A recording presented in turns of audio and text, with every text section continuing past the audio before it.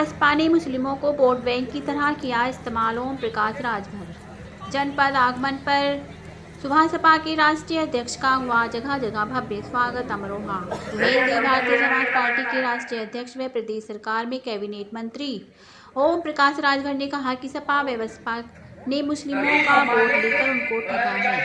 आज तक किसी भी मुस्लिम को मुख्यमंत्री नहीं बनाया गया है, केवल वोट बैंक की तरह इस्तेमाल किया है। पंचायत चुनाव पार्टी अपने दम पर लड़ेगी और विधानसभा चुनाव 2027 भाजपा के साथ ही लड़ेगी।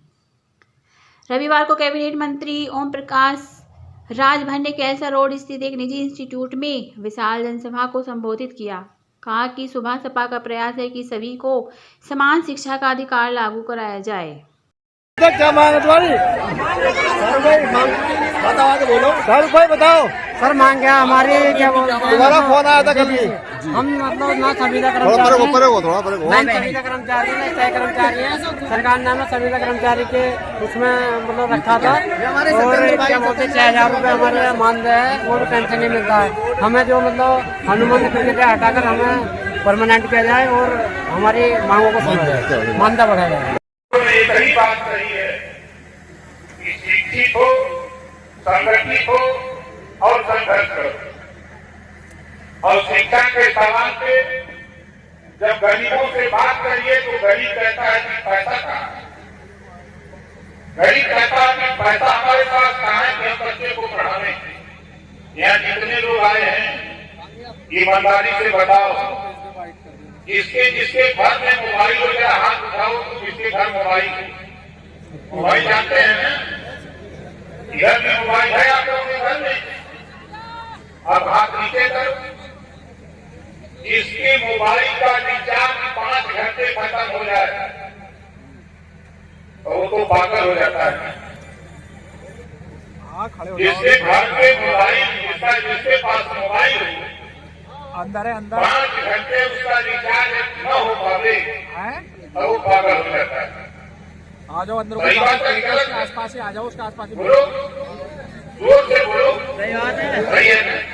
ठीक उसी प्रकार अंदर कोई आ जाइए, अंदर कोई जो आपके घर में बच्चा है, बेटा और बेटी है, उसका जीवन अगर सुधारना चाहते हो, अपने बुढ़ापे में उसका सहारा बनना चाहते हो, उसे सहारा लेना चाहते हो, तो जिस तरह मोबाइल के रिचार्ज के लिए तेरे पास पैसा आ जाता है, उसी तरह बच्चे को शिक्षा के लिए भी उसको रिचार्ज कराने का काम करो, ताकि तेरा आने वाले दिनों में वही बच्चा तेरा सहारा बने।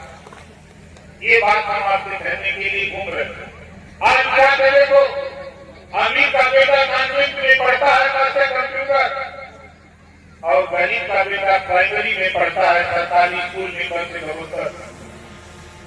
इसी व्यवस्था को हम बदलने के लिए परेशान हैं कि जब देश में प्रधानमंत्री एक, संविधान एक, राष्ट्रपति एक, तो शिक्षा को तरक्की क्यों? शिक्षा एक होनी चाहिए। जो पाठ्यक्रम जो पढ़ाई कॉन्वेंट स्कूल में है वही पढ़ाई सरकारी स्कूल में भी होना चाहिए। बोलो होना चाहिए कि नहीं होना चाहिए? कितने लोग चाहते हैं कि होना चाहिए? हम लोग चाहते हैं, लेकिन टाइम जब आता है लड़ाई का, जब टाइम आता है फैसला का, तब आप जातियों में बढ़ जाते हैं, पार्टियों में बढ़ जाते हो, भूल जाते हो हमारा अधिकार क्या है। बाबा साहब डॉक्टर अम्बेडकर जी ने बड़ी मेहनत बड़ी मशक्कत करके आपको वोट का अधिकार दिया है। ये वोट का वो पावर है, इसी वोट से अच्छी शिक्षा, इसी वोट से रोजगार, इसी वोट से नौकरी, इसी वोट से सम्मान, सब कुछ मिलता है इसी वोट से। आज हम मिले हैं, मंत्री बने तो बाबा साहब डॉक्टर अम्बेडकर ने जो वोट का पावर दिया, उसी वोट के पावर के बल पर आज मिनिस्टर बन के आपके बीच में आए। आपसे कहना चाहता हूं कि देखो हमारी चाहत क्या है। 1993 सुप्रीम कोर्ट के आदेश पर 1993 में सुप्रीम कोर्ट के आदेश पर पिछड़ी जाति को 27% आरक्षण मिला। 1993 में 2025 है, 32 साल हो गए। ये हमारे बलिदान प्रजापति नहीं है, जोरदार ताली बजा करके इसका पालन करिए।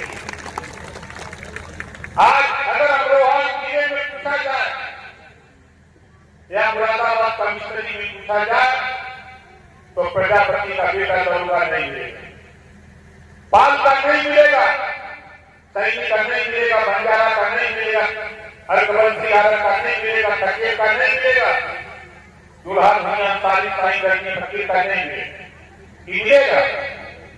बोलो मिलेगा? नहीं मिलेगा। क्यों? इस नाते कि तूने चाहा ही नहीं, तूने चाहा ही नहीं, वरना हालात बदल सकते थे। तुम तो ठहरे झील की पानी की तरह गलिया बनते तो बहुत दूर निकल सकते थे। लेकिन आप अपनी लड़ाई नहीं लड़ते, दूसरे की लड़ाई लड़ते हो। 32 साल से हमको आपको आरक्षण मिल रहा है, 32 साल से। देश के प्रधानमंत्री माननीय नरेंद्र मोदी जी ने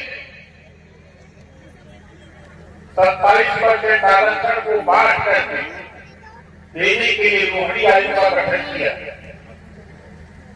रोहिणी आयोग की रिपोर्ट आ गई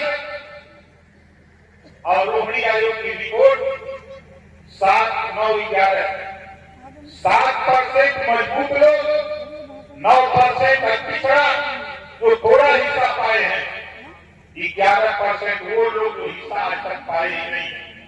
7, 9, 11 में बांटने की तैयारी पूर्व राष्ट्रपति रामनाथ कोविंद जी के नेतृत्व में 5 सदस्यीय टीम बनी और टीम ने रिपोर्ट भी सौंप दिया सरकार को। अब वो लागू होने जा रहा है। हम आपसे कह रहे हैं कि आपका जो बेटा और बेटी पढ़ लिख रहा है उसको मेहनत से पढ़ाओ। जिसने रोहिणी आयोग की रिपोर्ट लागू होगी 5 साल के अंदर तो इस जाति का बेटा बेटी आगे पर सिपाही दरोगा आने लगेगा। ये उत्तर का सार्थक है। आप अपने बेटा बेटी को पढ़ाओ, नहीं तो कल यही कहोगे कि हमको तो कोई बताया नहीं तो हम पढ़ाए होते तो हमारा बेटा होता।